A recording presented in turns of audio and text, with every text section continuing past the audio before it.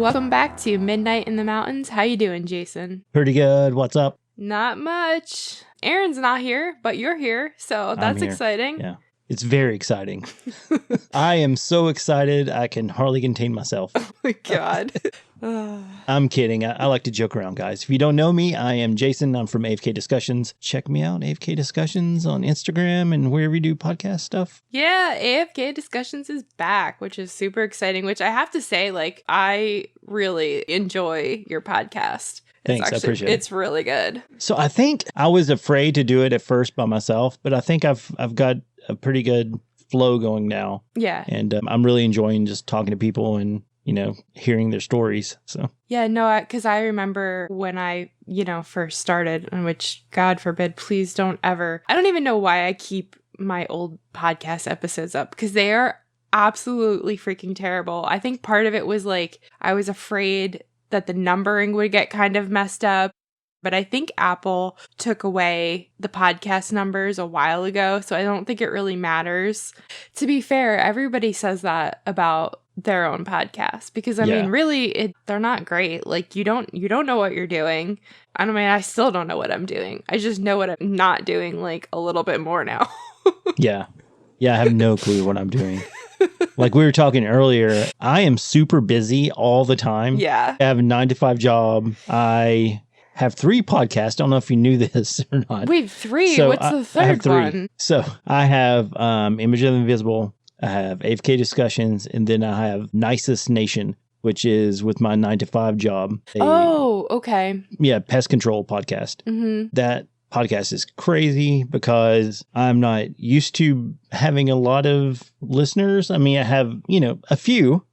Mm-hmm. But I'm not used to thousands of people listening to me. Wait, for real? Yeah. Whoa. So that's nerve-wracking, because I have about 5 listeners. No, I'm just kidding. I have a few more than that, but still, it's kind of what it feels like compared to other podcasts. It's crazy because I'm new to the pest control industry. I'm a graphic designer, so I'm not really doing the pest control work, but I'm just talking to people in pest control, and I'm kind of just having conversations about, because like I said, I'm new to it, so I don't really know a lot. So I'm asking them questions. I'm getting info that I didn't know, and they're informing people listening. So I mean, kind of works out. I was going to look it up real quick to see how many followers we have on YouTube. I'm not trying to toot my own horn. No, that's fine. But since we're talking about it. That's honestly so interesting, because that's not something I would think of that would have so many, like, I'm not dissing your thing, because that's interesting, but you know what I mean? I wouldn't think that there'd be so many that would be interested in that. I remember the one time that you accidentally went live on your YouTube channel with the pest control thing, and I stayed in and I listened to it, and I was like, wow, that's interesting. I sure don't ever want to eat in Hawaii ever again. Yeah. Yeah, that's true. So, I mean, I thought there were more, but, we have 2,000 subscribers, which the most I think I've ever had on AFK is like 500. Yeah. So, but our video, watching view-wise, is the first podcast I did with him. It has like 10,000 views. Oh my gosh, that's crazy. So, that's which, so weird. Yeah, it is definitely weird. I have some episodes that are up in the hundreds for listens, and I'm like, it just blows my mind. I'm like, who wants to listen to this? Yeah. I don't know. But we both have friends like, Tony. Yeah. Who has, hundreds of thousands of views, Yeah, like one of the major podcasts for yeah. Speaking of which, so like I said, I have 3 podcasts. I have a 9-to-5 job. I'm a dad of 3.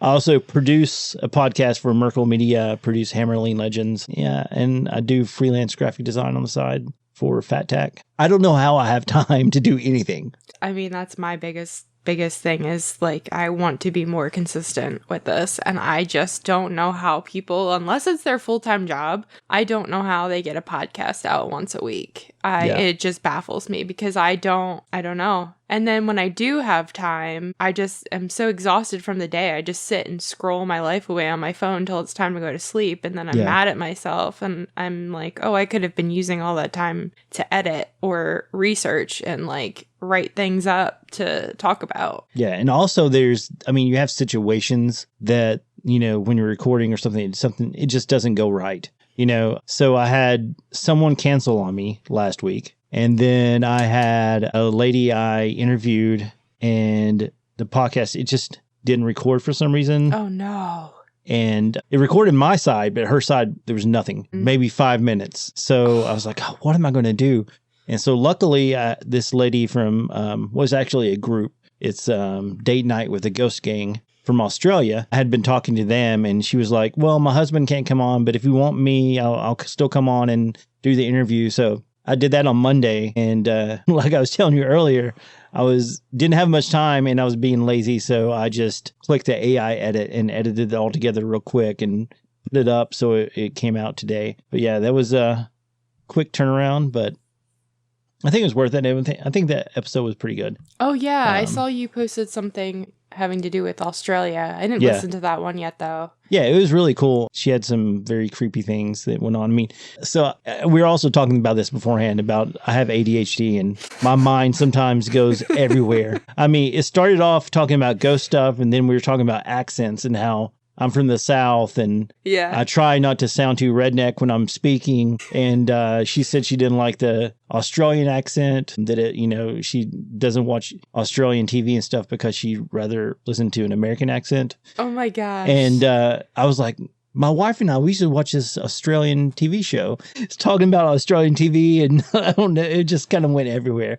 That's funny. Yeah. Yeah. But I mean, whatever. It's conversation. Yeah. That's what I like to do. That's the whole fun of it is, the journey, learning about people and just, having a conversation. And it's just, to me, it's not about, I want everyone to be entertained, but like I make zero money off this podcast and I don't care about making money. I just like to talk to people. Yeah. And just, have people out there listen and learn about the situations and like the ghosts and I just think all that stuff's interesting, and it's good because I've listened to so many podcasts that when I talk to people that are new, it's like I'm the first person talking to them on here, and everyone gets to hear it first through my show. And that just makes me feel good because I get to share that with the world, Oh, that's like actually a first time really cool encounter. Yeah. Yeah, I didn't think about that. Yeah, I like that. I mean, we're not making money. We're actually losing money because it's I'm definitely losing money. Yeah, we both are for sure. And it's like, if I didn't have such a genuine love for the paranormal, why would I just be blowing all this money every month, Yeah, definitely. So, yeah. And I mean, I listen to so many podcasts too. And I think my favorite really are the ones where it's, the experiencer telling about their experience, like what happened to them, their encounters. Because to me, that's just so, it's really genuine. You can tell when somebody actually is telling the truth. So I think that's a lot of it for me. That's what I really like. Yeah, and definitely like when you're talking to someone and you can hear that tremble in their voice when they're reliving their story. That just, it speaks volumes, I guess you would say, just to the authenticity of their story. They're reliving it as they're telling it to you. And it's just, that's just, can't put it into words. It just makes you feel like, it makes you relive it through their story. Right. Yeah. Especially like a really good one for that is Sasquatch Chronicles is like, because he just kind of doesn't talk and just lets them go on and just tell their whole story. And some of them get really emotional and you can like picture everything that they're going through. It's really interesting. Yeah. That's one thing I have a problem with is I like to interject and talk to people when Me too. So I just can't let them go. I'm like, no. You said something. I gotta get in there and talk about that. But wait, but hold on. I need to know this first. Dude, it's so bad. Yeah. And I don't mean to be rude, but it's just like, I don't know. What is it? I think it's an ADHD thing because I honestly think I've seen that because I'm not diagnosed with it, but I'm pretty darn sure that I have it too. Definitely. Yeah. So there is, for instance, I don't know the terminology, but if you have ADHD, you have this, I can't put it into words. You have this thing because I don't know what else to call it. So your mind processes stuff faster, right? Like someone's telling you a story. Okay. And you're listening to the story, but you've already figured out what happens in the story. Yes. So you're done with the story. You don't want to hear the rest of it, so you kind of cut them off. That's what I was going to yeah. say to you while you were like, when you started explaining, I was like, okay, I know where he's going with this. I know what he's going to say. Yeah. You're like, two sentences ago, I know what you're saying. I'm done. You don't have to tell me anymore. Yes. Oh my God. Yeah, that is exactly me. And then you like, you see other people around you and they still haven't figured it out yet. And I'm like, aren't you paying attention? Yeah. I'm bad about, someone is talking and, I've moved on in my head to something else. And so I'll just start talking about something else. And they're like, I'm still talking. Oh, sorry. I thought you were done. It makes me feel so good to like know that I'm not the only one that's like this. Yeah, it happens. Yeah. It's a thing. Legit. Yeah. So anyways, should we get off our tangent and get into the reason why we're here? I think we need to just turn this into an ADHD podcast. We could do that. We could have a side podcast. Okay, I'm done with that in my mind. Listen. Okay, no more ADHD. I'm done. Yeah, for now. On to the next. Yeah. Okay, cool. All right, so we're going to get into spooky stuff. I don't know why I'm like acting like I'm hosting now. So Laura, you That's ready? fine. You could, because I'm not a good interviewer, so you could interview me. That's fine. No, it's fine. I was kidding. Oh. What? I was going to say I could tell you about my weekend. Pretty sure my... Yeah. Because let's talk about that, and then we will get into my stories. So I spent the weekend in Gettysburg with my sister, and we met up with a bunch of our friends, and we went for the Battlefield Bash. They have it every year, and it's full of people. And so my sister and I kind of did our own thing during the day and then met up with our friends, for dinner. We had dinner with them every night and then we hung out and stuff. And I was going to go with a hotel because a hotel room was much cheaper than any of the options, and they were dog friendly. I had to bring my dog with me. So now my dog's not very, I guess the correct word would be reactive, because she's very friendly to myself and my sister and people that she knows, but if she gets scared, she gets extremely aggressive. I found her 2 years ago, and I definitely think she was abused. So anyhow, I had to bring her with me, and I called some hotels, and they were all having events that weekend, and I was like, I can't bring her around all these people. It's too risky. So my sister and I are like scrambling around on Airbnb looking for places, and I couldn't find like hardly anything. And the stuff that I could find was so expensive. So I found this one place, and it was a farmhouse from 1793. And then I kind of looked past it because I was like, oh, it's kind of too far away from Gettysburg. It was about a 25-minute drive. And then, like a day or two later, my sister sends me the same Airbnb. And I was like, oh yeah, I saw that one. So we ended up deciding to book that for 3 nights, and it has, its own yard. It's safe to bring the dog. So we go, okay, let's go with that. And then I'm reading about the Airbnb, like on the listing, and there's an actual graveyard on the property from the family that lived there. And it turns out that not the original owner, who was born in the 1700s, but his son was actually a colonel in the war, and he would go around and collect deserters of the war. And I was like, oh, wow, that's actually pretty interesting. And looking on the pictures of the house, and it looks super nice and has really good reviews. So we get there. And the place is really nice. It's super clean. It felt okay when we walked in, but I don't know when we kind of started noticing that the vibes in the place were off.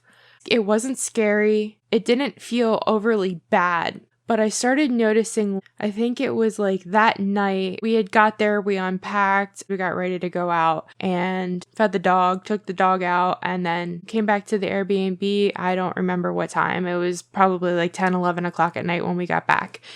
And got the dog on a leash, and I'm outside in the dark, and I'm just like, felt really uncomfortable, as almost if there would be like somebody standing behind one of the trees or the bushes. And it felt to me like I was in somebody else's house. And yes, of course I was in somebody else's house, but that's not the feeling. Do you know what I'm saying? Like, yeah. But it just felt like I was in actively somebody else's house. So I'm like, okay, like this doesn't feel right here. So we go to bed, and I can't remember because throughout all 3 days, like I really did not sleep well. And I've slept in a few haunted houses, and I know what it feels like when I've slept in haunted houses where I feel very hungover and I feel drained and I don't feel right. I've recognized that feeling a few times now. When I woke up in the middle of the night, I'd fall asleep for like an hour, maybe hour or two, and I'd wake up. Like I just woke up several times throughout the night. And in the middle of the night, I'm like, I feel like I'm hungover. And then I woke up in the morning and I still felt I was extremely tired. I was drained. And I don't know, we got ready, like went out for the day, whatever, came back, and it might have been the second night we're laying in bed. And so my sister and I slept together. There was like a big king size bed, and there was 2 bedrooms, but we slept together because the AC unit was broken in the other bedroom. So there was only one AC unit upstairs and fans, and it was so hot this past weekend. It was in the 90s, and this is an old house, so this insulation wasn't good. So she had drifted off to sleep, and I didn't even realize, and my dog's curled up next to me, and me and the dog, we heard a loud bang, and then she starts barking, and I was like, did you hear that? And then I had woken my sister up, which I didn't realize. I would have just let her sleep. And she's like, no, what happened? And there was a loud bang out in the hallway. And then like not even that much longer, maybe 20 minutes later, my dog starts growling. And then I thought that I heard something else bang. And then she like went to like bark again, but it was a soft bark. And just the whole time we're in there, there's just these random noises coming from in the house. And I know what people are going to say. They're going to say, oh, it's an old house. The house was settling, it's pipes, whatever.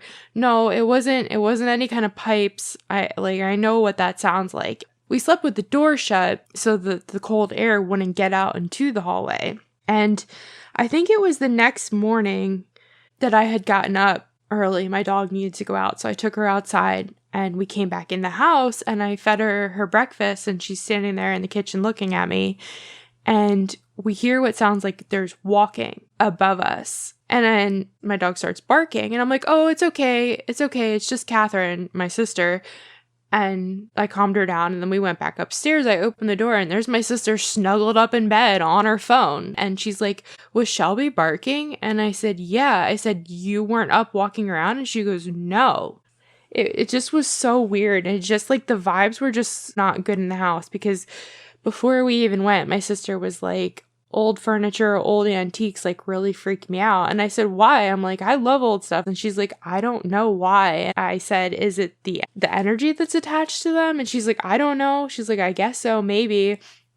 And I think it was either the first or second night.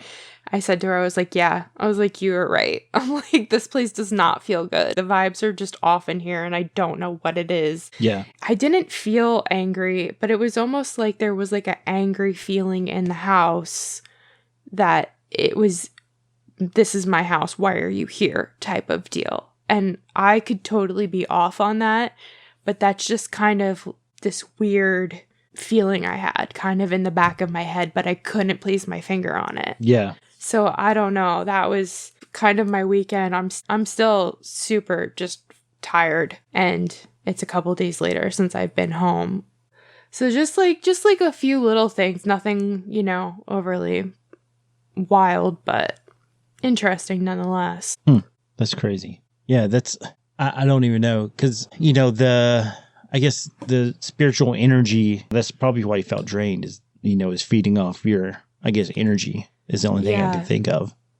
And I wonder too, because that place was all stone that we stayed in, and stone, could it have been anything residual, which probably it was. Yeah, that's so crazy.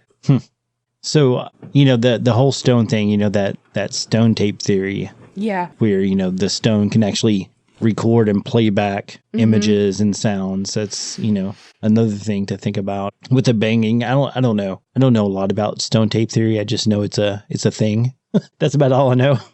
Oh, which, speaking of, actually, I mean, I hope I can tell the story. I'm sure it's fine to repeat.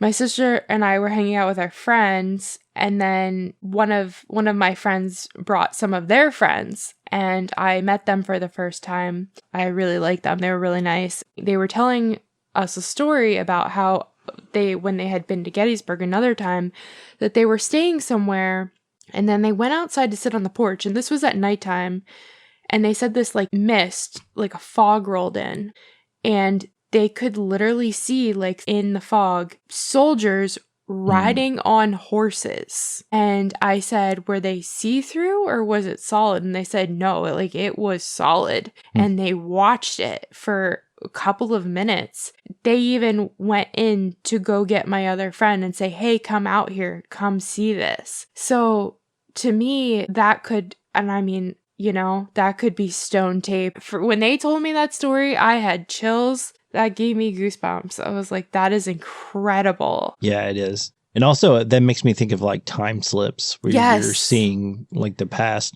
Because that's one thing, the one theory that I really like. Me too. Is the time slips where, you know, say time is not what we think it is. It's not linear. Yeah. Time's actually stacked on top of each other. Mm-hmm. So you're actually seeing, they could be seeing you and you could be seeing them in, you know, in their timeline. Because there's this story, I think it was on Jim Harold's Campfire, if I'm not mistaken. The guy called in and said that, you know, he was, I don't know, 5 or 6 years old. He was in the fridge, like at late at night, making a sandwich or whatever. So he's making a sandwich and he hears a sound. He turns around and he sees this like teenager walk down his stairs and then look at him in the kitchen. Well, fast forward, he's a teenager, and he had kind of forgotten about all that. And he said he went downstairs in the middle of the night and he looked and he sees his younger self in the fridge making a sandwich. And then he made the connection, I saw myself, you know, that's me and me looking at me. It's so wild, you know? Yeah, I have goosebumps right now because it also reminded me of another story.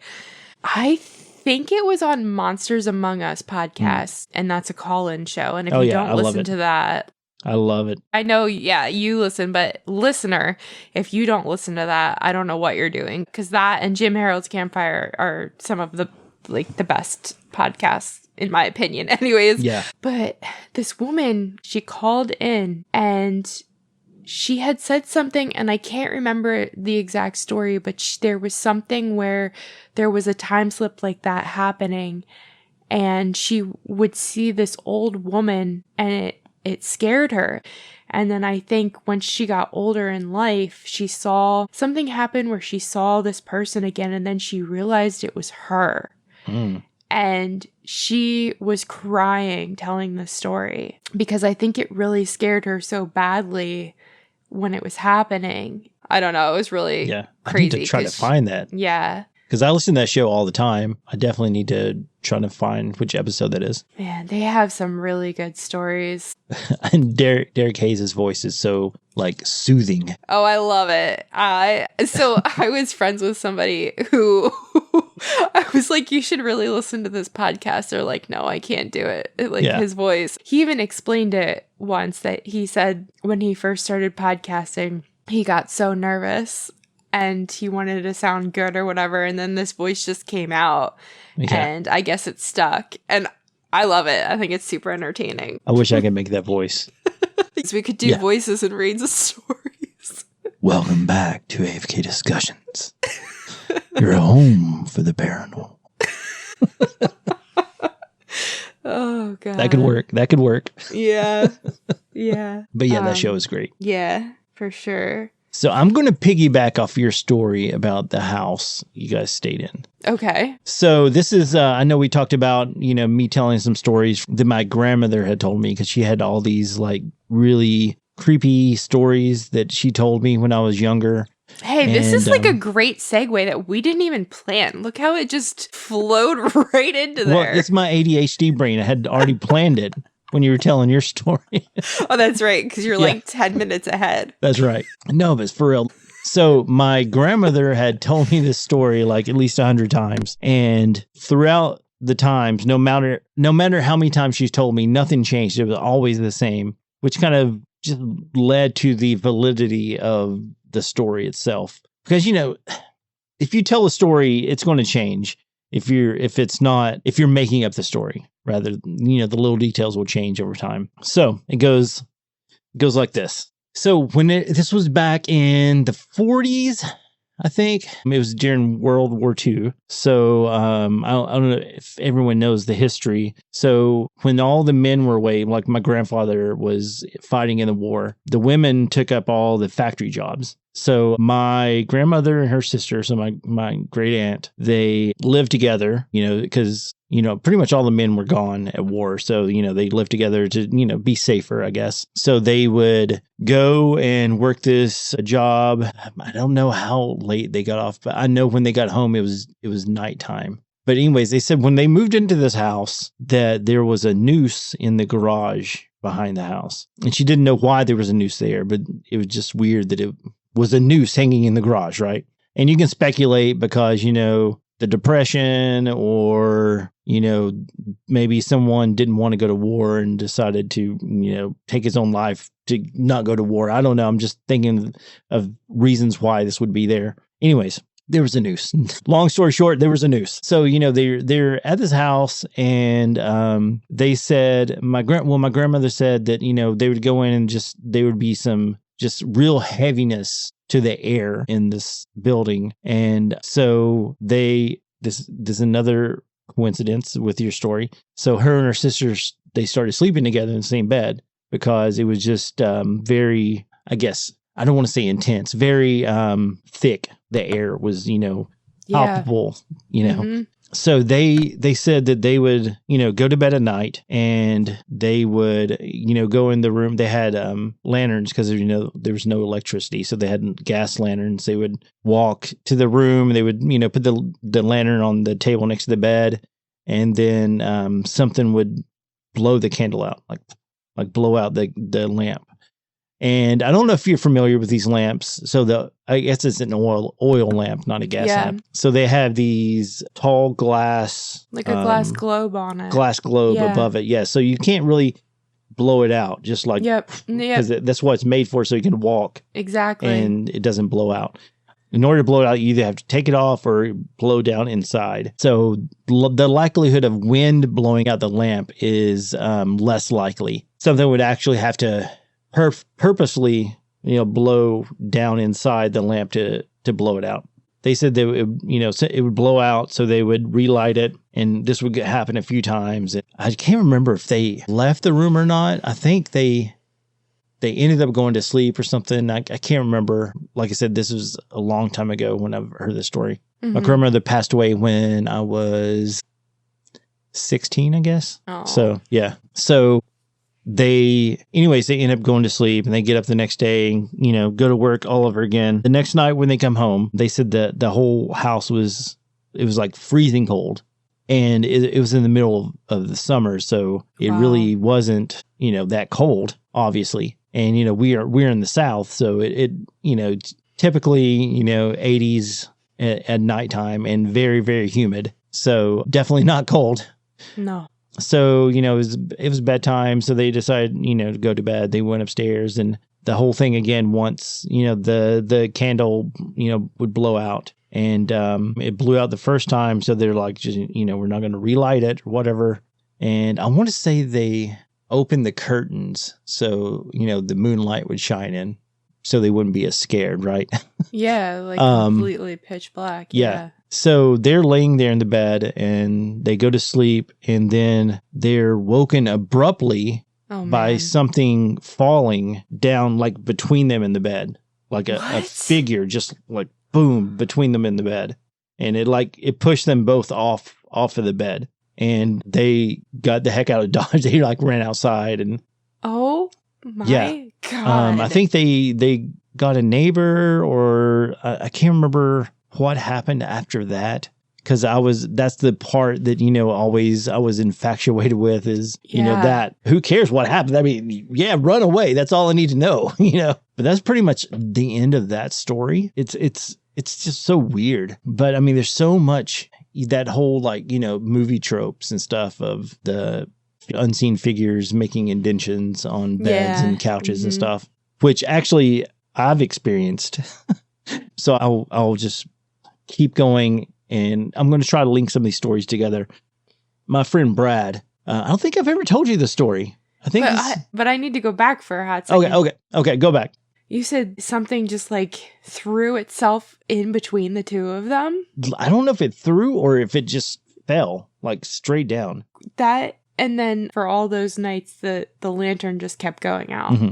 To me, that really either that says like it wanted some kind of attention, but I feel like it could have done something for attention during the daytime. I feel like it was trying to actually scare them. Oh yeah, which is terrifying. And then it just reminded me that, so I have a Himalayan salt lamp and I leave it plugged in 24 hours a day and I turn it on extremely low. And I originally got it because I heard that it was supposed to help you sleep better, which I really do think that it does. But that's originally why I got it. And, you know, like I'm not scared of the dark. I don't need a nightlight. But, you know, I fall asleep with Sasquatch Chronicles on. I wake up in the middle of the night. I sure do need a nightlight. Yeah. So anyways, I've had this salt lamp and it's dimmable. So you can adjust it, make it bright or make it super dim. And I always keep it very dim. And I've had this for years, maybe almost 10 years now. Probably not quite, but I had it when I lived in an apartment with my one best friend. And so the living room was whatever, decent size, I guess. And it was pitch black in there. And I'd get up to go to the bathroom in the middle of the night. And I'd always be kind of like creeped out by the living room because I'd have to walk past it to get to the bathroom. I would always feel like, oh, like what if something's in the living room, right? And I had this salt lamp with me in this apartment. And I would wake up in the middle of the night all the freaking time. And this salt lamp would be turned down to no light at all. You can click it off, but it wouldn't be like clicked off. The dimmer would be scrolled all the way down to just black. And this happened like almost every single night. And I'm like, what is wrong with this lamp? You know, I'm like, is this gravity that the thing is turning down, whatever? No. Ever since I moved out of that apartment, I have the salt lamp still. It's on all the time. It's literally never did that again, ever. So, and I don't know, we never really had anything happen in that apartment other than the one thing that I can remember that was super weird was my friend and I always like to burn candles. And I remember having a Christmas candle out on the coffee table. And if I wouldn't be home, you know, it was my candle, I don't care, you know, if I wasn't home, she would maybe light it sometimes, whatever, and blow it out, whatever. And the one time I had pulled the top off and I went to light it and there was water inside literally water inside the candle. And I'm like, what? And I said to her, I'm like, did you light the candle and use water to put it out? And she's like, no, I didn't do that. And I'm like, it's okay. I don't care if you did. I just want to know how this happened. Like, how did this get here? And she like swore up and down she didn't do it. Damn. And I wouldn't do that. I don't know. It was very, very strange. But yeah, that's just, so the lantern being blown out all the time totally just reminded me of my salt lamp. So I don't know. That's crazy. So speaking of lights, I don't know if I told you this or not. I can't remember who I told. I've told a couple of people, but this just happened recently. You did tell me did I tell this. You? Yes. Okay. Yeah. So after the interview with Tommy that I had, which was, I guess 3 weeks ago now, maybe. Probably.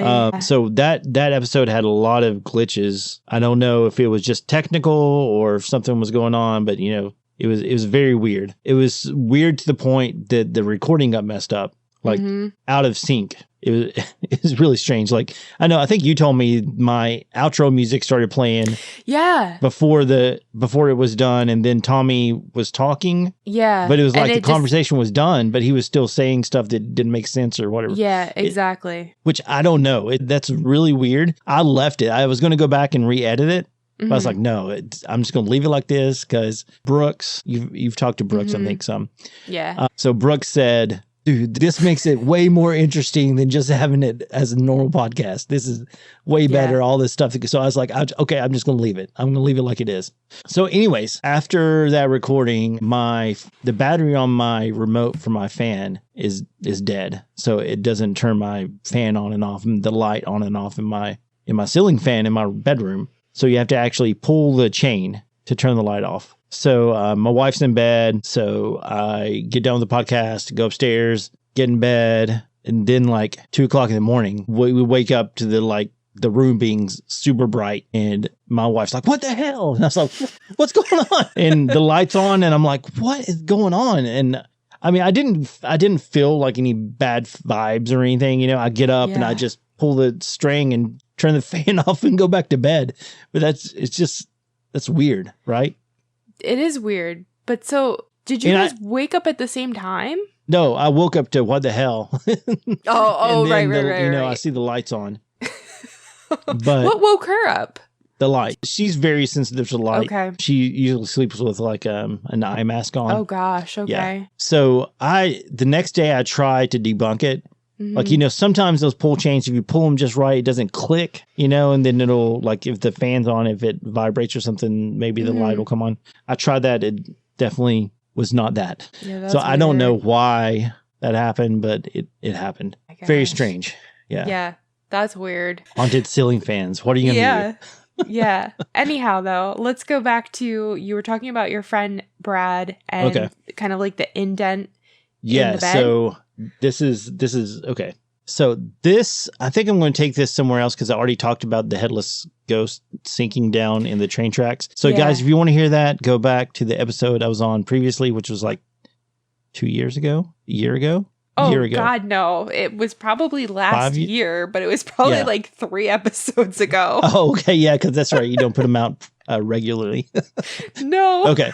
So if you want to hear that, listen, 4 episodes ago or something. Yeah. So I'm going to take you down a winding road of craziness. That's what this podcast episode is when we talk. I know. So I have a friend, Brad. His name's Brad Hodson, Brad C. Hodson. You guys should look him up. He's a very talented author. He is part of the Bram Stoker Horror Association in LA. He's a writer. He has written a couple books. He wrote a book called Darling that is awesome. Fangoria magazine said it's equal to Stephen King's novels. So I highly recommend you check it out. And he's just an awesome writer. So I will start off. This is Brad's story, right? This does not involve me for the first part. So Brad lived with his grandparents, who they adopted him. So they were his parents. And his uncle used to live in the house with them. And his uncle was into the occult. And he apparently conjured something in that house. I'm not sure what. I'm just going off the story that Brad's grandmother told me. So apparently his uncle could make a paper airplane. Did I tell you about this part? Okay. I think you did. And did you tell this on Tony's show before? I have told this on Tony's show. Yeah. Yeah. So it's still good, though. It's still a good story. Oh, it is. It is. Yeah. No, keep going. So he could make this paper airplane and he would throw it and he could say left and it would turn left. He could say right and it would turn right. Land, it would land on the bed and take off and it would come back up in the air. So one night he left the room, or maybe he was going to the room. I can't remember if he left or was going, but he saw this demonic creature like sitting in the hallway.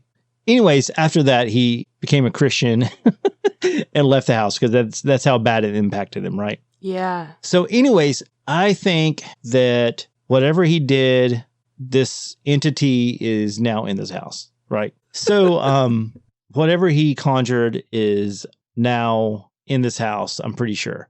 So all that took place when Brad was younger. So fast forward to the 90s. I was a teenager and hanging out at Brad's house, and it was late at night. He actually had kind of like a pseudo apartment downstairs. He had like a bedroom, like a little living room, a little kitchen and bathroom downstairs for him. So a lot of people would go and just, hang out over there. But late at night, whenever everyone's asleep, you can hear people walking around upstairs. And is very, very weird. You got a smirk on your face. No, I'm just like cringing at the walking upstairs. So you haven't heard this part? I don't think so. Okay, cool. Anyways, so there's walking upstairs, and I would always ask him like, what is that? And he's like, oh, don't worry about it. Just the I guess demon upstairs. Yeah, Don't I guess worry he about just it. got Ain't used no to it. thing. My God. And it was an older house. So, I mean, it was, creaky floorboards and all that, right? Mm-hmm. That would periodically go on. And it was very, the house didn't really feel creepy, though, to me. Mm-hmm. Because I would spend the night over there, like, all the time, right?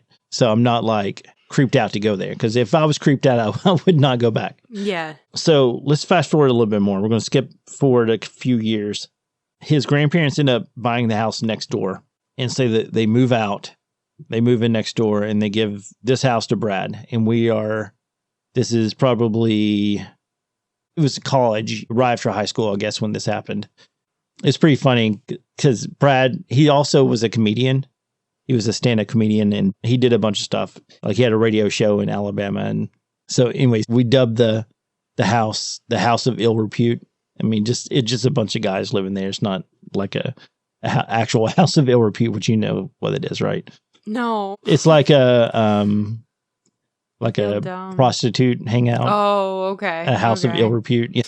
So anyways, so we, all the guys would come over and hang out, and, we were all pretty straight laced. No, we didn't really get into trouble. We, played video games and Dungeons and Dragons and, all the cool stuff that, makes you, not nerdy at all. Yeah. Anyways, we'd go there and hang out all the time. And one day, my cousin Mike, he moved in there because there was a few people moved in there after his grandparents moved out. And I mean, why not? I mean, your buddy's got a house, move in there, Oh, definitely. So my cousin Mike moved in there, and he only lived there like a week. He never said what he saw, but he saw something. He never, like, I think he may have spent the night over there a couple times, but I mean, he definitely did not want to live there. I really want to know what he saw or I know, knew but or felt. Yeah, he never told me. Now, whenever this was, my friend Keith moved in, and I was going over there. Just Keith and I were the only ones there. We came home and no one else was in the house. And we saw Brad's car. We thought Brad was there. So we were walking around looking for him. We went downstairs, and we all of a sudden we hear the kitchen cabinet doors slam, like like opening and shutting. We're like, oh, Brad's here. We go upstairs. Mm-hmm. There's nobody in the kitchen. All the doors are open on the cabinets. And that's one of those... You think, oh, that just, it's a horror movie trope, Yeah. But no, It legit happened. And that was very creepy. And then Keith's like, oh, we'll just get out of here. I'm going to go grab some stuff. And then we'll, go back to your house. I was still living with my parents at the time. So I'm sitting on the couch. And the cushion next to me indents, like someone sat right next to me on the couch. Oh my gosh! And that is that was very creepy. Like I said, I did not feel like anything hostile or anything towards me, but it was very creepy nonetheless. And I was like, let's get the heck out of here. But still, we'd go over there and hang out all the time. Yeah, I mean, it was like no thing. It was like known that his house was creepy and haunted. But there's just so much stuff that went on there. So another thing about Brad, like I said, he's a very talented author. And guys, I'm not just doing this because he's my friend. Check out the book Darling. It is really, really good. And it's written, it's based on the town that we grew up in. And I'm actually a character in the book. No way. A bunch of our friends are like, that's so cool in this book. So yeah, it's pretty cool. So yeah, but yeah, that's the creepy stuff in there. Yeah. It also, his grandmother also experienced that. Really? Something's sitting next to her on the couch. Oh wow. Yeah. The uncle became a Christian, or you were talking about Brad? No, his uncle. Yeah. Okay. Became a Christian after all that. Yeah. And he just kind of like made a mess and like left it there. Yeah, pretty much. Yeah. Oof. I don't think it was overnight transformation, but No. Now, I'm trying to remember all the stuff we talked about before. Did I talk about the voodoo whistle? Yes. Yeah. Okay. Of course we talked about that. Yeah. And Aaron's going to Africa, I think in October. And that was the joke when I was like, don't bring home a whistle. Yeah. Or maybe he needs to bring home a whistle. Yeah. make his life interesting. Yeah, we could document it, investigate. I mean, I can go dig it up and send it to you if you want. Oh my God, no. No. Speaking of which, I have something I'm going to give to you. Oh no. Do I want it? Yeah, you probably want it. I mean, I'm not going to use it anymore after the experience I went through. So I have a spirit box that I haven't touched it. I'm just going to give it to you if you want it. Wait, for real? Yeah. Okay. Thanks. Yeah. Oh shoot. Yeah.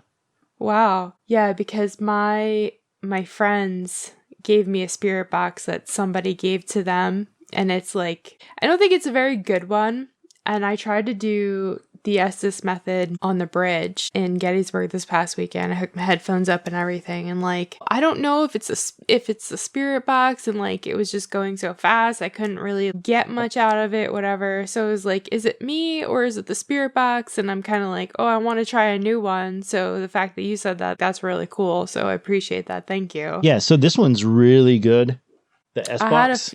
Yeah, that's actually the one that I want. Yeah, so it's it records, you can slow it down so it goes through the channel slower. Yeah. It's pretty awesome. And it's rechargeable. Yeah. Oh, cool. So there's not actually like batteries. I mean, you can put batteries in it, but it's rechargeable also. That's awesome. Yeah. Oh my gosh, thank you. Well, Jeez. it's got like a lithium ion battery. Yeah. Wow. Is that because of the whole... Well, yeah. I mean, I could edit this out, but... No, it's fine. It's because all the stuff that happened at Elkmont. Yeah. Oh, I just really? don't want to... Yeah, I don't want to like touch the darkness with this anymore. Darkness. But you're willing to go back there?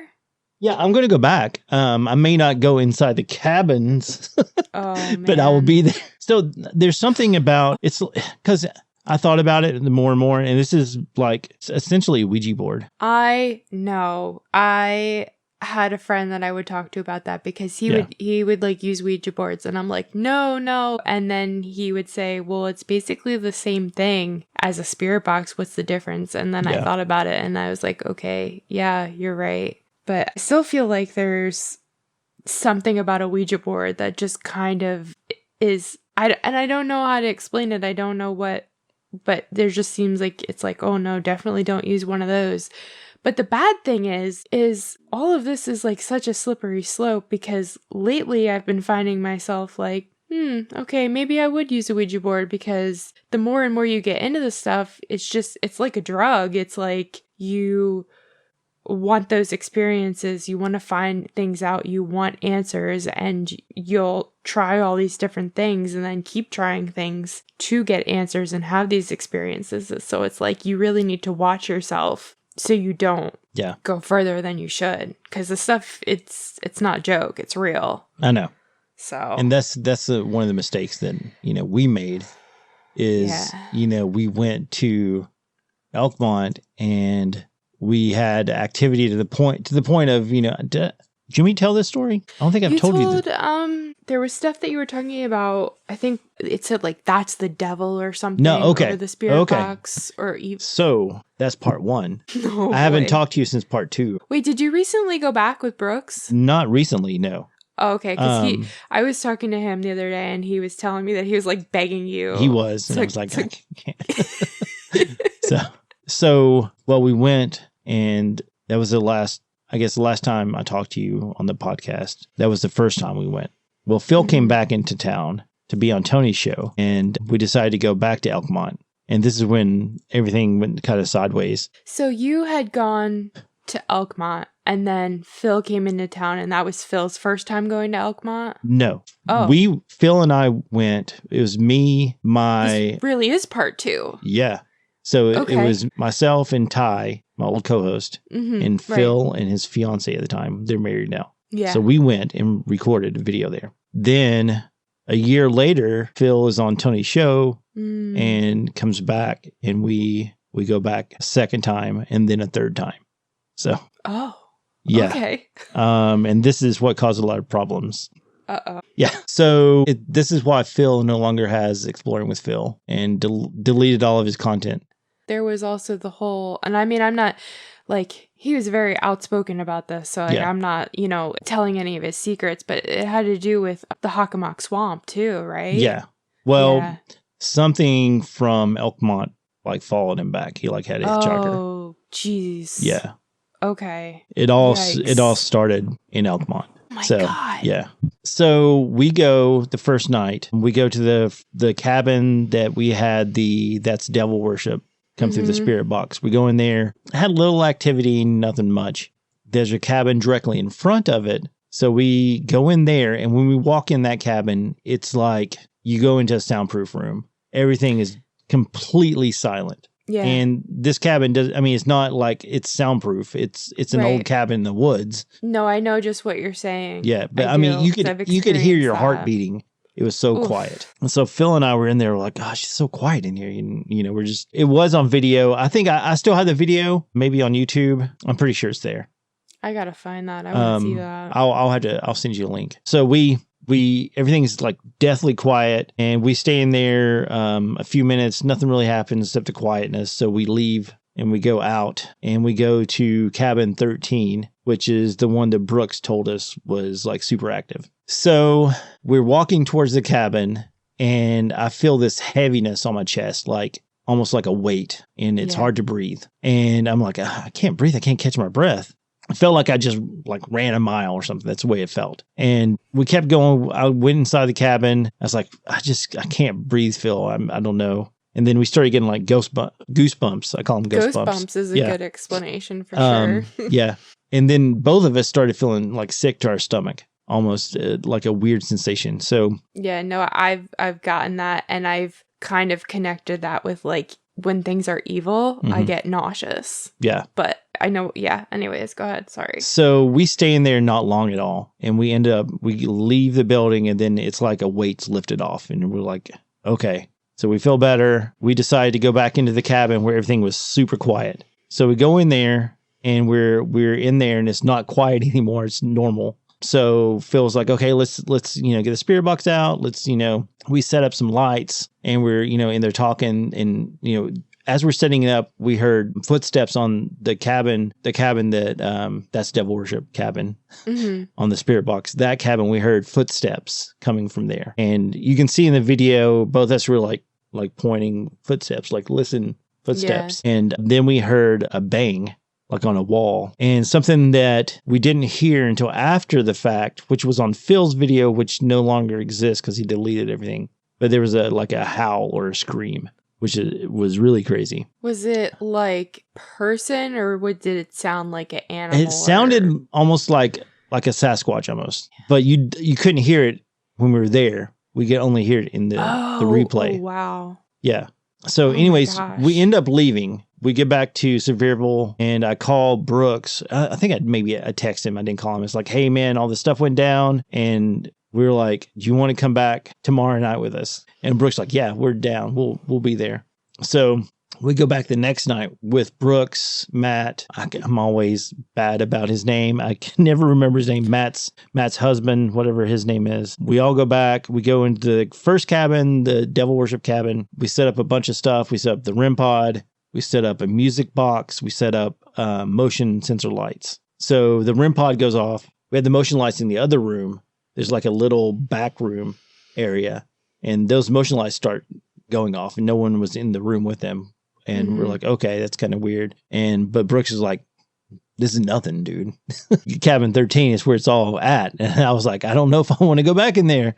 And he's like, yeah, come on, let's go. So we go in there, and I was like, we didn't make it past this first part. And Brooks is like, well, all the activities in the back here. So we go towards the back. It's like a living area when you walk in the door, and then there's a hallway, and then there's a room to your left, and then to the right, I think there's a bathroom. Then there's a bedroom, and then there's like, I guess it would be a dining room area. That's where we all kind of set up, like where we all stood at in this dining room area. And then there's a kitchen in the very back of the cabin. So the bedroom is where all the activity happens, he said. So we put the REM pod in there, the music box, the motion sensors, and I can't remember what else was in there. We put a bunch of stuff in there. Now, if one thing goes off, you can call it a fluke, right? Yeah. The temperature changed. Okay, the REM pod's going off because the temperature fluctuated. Okay, maybe the house is settling and it disturbed the music box, so then, it would go off a little bit. But whenever REM pod then music box starts playing. I don't know what tune. I don't know. It's playing La Cucaracha for some reason. Oh my God. Then the motion lights, boom, off, boom, go off, boom, go off, boom, go off. Like something's walking around, like pacing in the room. REM pod, music box, lights. REM pod, music box, lights. And I'm getting goosebumps talking about it right now. And then, I mean, it was very weird. I've never experienced something that's beyond deniable, because you can always like, oh, yeah, it's just the weather. It's just, temperature change. But that you cannot deny when everything happened at once or in succession, they one right after the other. So we're all staying there. And I remember saying, I cannot believe this happened. This is so crazy. And then Brooks goes into the kitchen and Matt goes in there. And I'm like, I could tell something's going on. I'm like, what happened? And Brooks has got this huge scratch down his arm. Oh my gosh. Yeah, something like scratched his arm. Which, I mean, that's the running joke. Something always happens to Brooks. It seems like if you watch their videos. But yeah, so he got scratched. And we did the Estes method after that. I can't really remember what happened on the Estes method, but because I was just still like in awe of everything else that happened. Yeah. And Brooks said that they've had some sort of entity run across the top of the roof and jump off. Yeah. Mm-hmm. I mean, if you heard the episode I had with Brooks, he said, no longer 13 is no longer the most active cabin, if you can imagine that. Wow, really? Yeah, there's other cabins that are more active now. Oh my gosh. Yeah, but it was intense. And so call it a fluke, call it what you will. But after we left, just everything started going to crap. Like Phil had stuff go wrong with him. Not feeling good. Not feeling good, having issues. I don't want to go into his story. I mean, I don't want to, Yeah. He was doing a month. It was in October. He was doing a month of Huckamuck Swamp. Right. I And remember that. He did not make it through the month. Yeah, I would grab my phone and see the alert and just kind of turn it on and just like kind of like put it in my pocket and like listen to him talk, just for like entertainment to listen. Yeah, but that's when, I mean, everything came to a head. When were you guys in Elkmont, like the month before? I guess it was September. Yeah, I guess it would have to be September. Okay. Yeah, it definitely was September because all this happened. So he was doing the month of Huckamuck, and then I got I got laid off of a job that had worked out for 25 years. Yeah, that friggin' sucks. That's right about the time I started listening. Like, I don't even remember how I stumbled across you guys. I think I saw Phil on I thought it was before this that we talked. Before, yeah. Maybe. Yeah, I talked. It was the first time of Elkmont. It was after the first, I'm pretty sure. Maybe. I don't remember. I don't know. Maybe. Because you don't know it. You didn't know anything about this. I remember, and I don't know if this was the first time or not that this happened to you, but I remember you saying how all of the devices were going off like crazy. And then I remember like Aaron was really kind of like blown away by that because he's not familiar with any kind of ghost hunting stuff. And he's like, wow, that's really interesting or whatever. So I remember that, but I don't remember you saying that Brooks went into the kitchen and got scratched and stuff, and then that this is possibly what followed Phil or anything like that. So I mean, Phil followed me. Like, it's really scary, man. Like I said, I got laid off. Then my wife's bank she worked for got bought out, and my gosh. And then they closed her department, so she got laid off. Yeah. And I mean, it just everything that could go wrong was going wrong. Yeah. Yeah, it was just bad all the way around. So, yeah. And then that's why we stopped doing AFK discussions. Right. Yeah. Oh man. I don't know. This stuff's I don't know. There was something I was going to add to that and I don't remember what it was. Oh, I do know that there was one night like I don't really watch TV. I just throw on YouTube and I had sent you the video also, but I was watching this YouTuber and I really liked him because he's just so even keel, just kind of, going about his business investigating. And then when something would happen, if it wasn't actually paranormal and he could debunk it, he would say like, oh, I thought this was actually, like, I thought this was paranormal. I thought it was this, but it turns out it was actually just this, and like would replay the footage and then explain it how it wasn't actually paranormal. So I was like, wow, this is, because like so many people could just leave that in there and be like, oh, wow, that actually really was scary, and he called it out. And this guy did Elkmont. And he went into the one building and he was saying how he heard there was scraping on the walls. And I was like, holy crap. And I messaged Brooks and I was like, this guy's experiencing the same thing you did. And I was like, this is crazy. And I mean, I don't remember what cabin he was in, but it wouldn't surprise me any if it was the same one. Yeah. So that being said, what do you think is there at Elkmont? Obviously, there's something that's not good. Why do you think it's there? How do you think it got there? I really don't know. I mean, I can speculate that maybe because it was at one time it was almost like a lumberjack camp. It was called Daisy Town. Yep.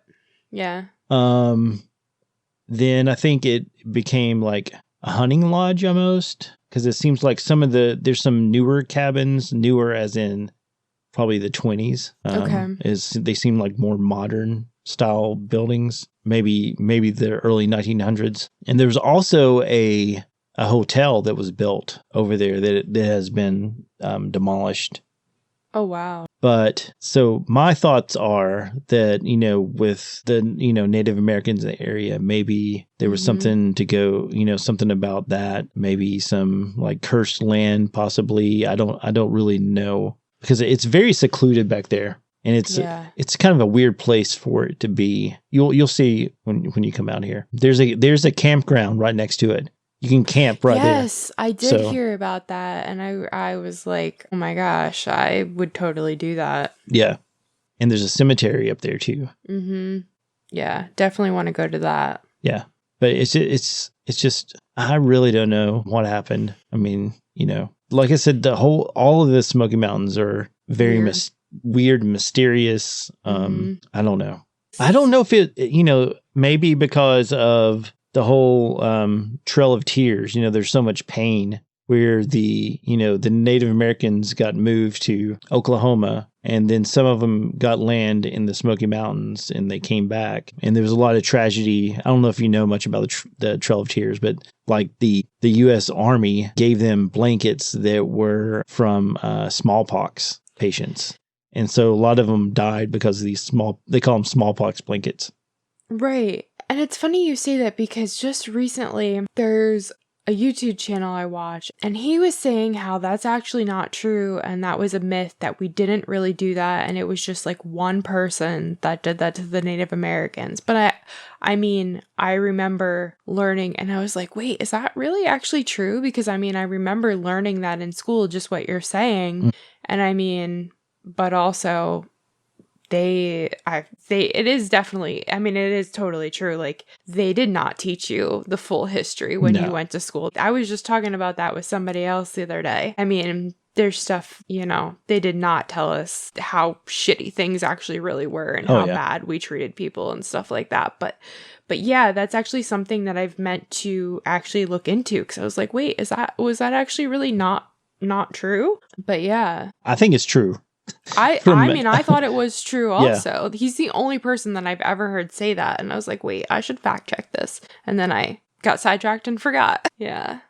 But that's terrible. I mean, also, I think you think the same as I do, as far as places that become, what's the word? And not abandoned, but like places that they kind of just become, I mean, they're abandoned, but like, what am I? Dilapidated? I don't know. No, it's like when there's like a void for a place is abandoned and there's nothing there, it leaves room for other things to move in, such as negative entities or whatever, to fill that space. And also, here's the other thing too. If you said there used to be, they would cut trees down.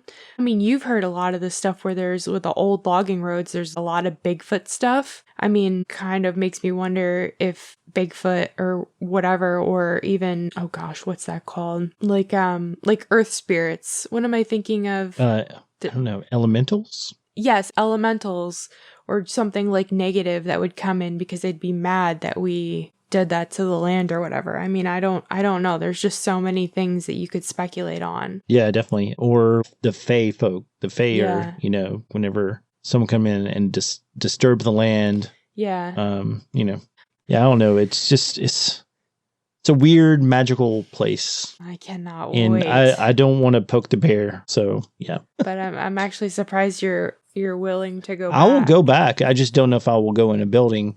Although Yeah. there's weird stuff that happens outside the buildings too. But Yeah. I know someone that will go in the buildings and knows much more about it than I do. So Yeah.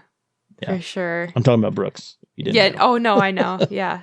You don't have to ask him twice. I know. He's all about it. Yeah. Oh my gosh. He had said that sometimes that he goes and it's like it's really quiet and other times it's just insane. And I'm better knock on wood right now because I might be eating my words, but I really do hope that it's not quiet because I want to experience something. Aaron's never experienced anything. Mhm. And I really want him to have some kind of experience for him to be like, oh my gosh. So Yeah. Well, I hopefully it won't disappoint because I hope not. it's a crazy place. Yeah. And then we also have Brushy too. So Oh, yeah. that's, yeah. Yeah. And But, it's so like I said, such a weird place, Tennessee. And you'll get to experience it soon. Yeah. Pennsylvania too. Yeah. Like you definitely got to come up. Oh, definitely. Sometime for sure. All right. Yeah. So, all right. Well, let's just wrap this up. Let's tell everybody where they can find you. All right. I'm Jason. You can find me on Instagram. That's at AFK Discussions. You can find me wherever you listen to podcasts, AFK Discussions. And also, if you have a story, if you want to be on the show, if you want to talk to me about stuff, I would love to have you on. That's afkdiscussions@gmail.com. I'm pretty sure that's what it is. If it's not AFK Discussions, it's AFK Discussions Podcast. I think it's just AFK Discussions. But anyways, hopefully I didn't confuse you too much, but I'm Jason. You can find me wherever. I'll try to figure that out and put links in the show notes Links and all down that good below, stuff. like, 5-star review, all that. Yeah. Ring the little bell icon. Alrighty. Well, thank you. Yeah, thanks. I really appreciate it. I always love getting on here and talking to you. We always have such fun. Oh, yeah. Just So chatting. much fun. Alrighty, guys. We'll see you next time. Peace.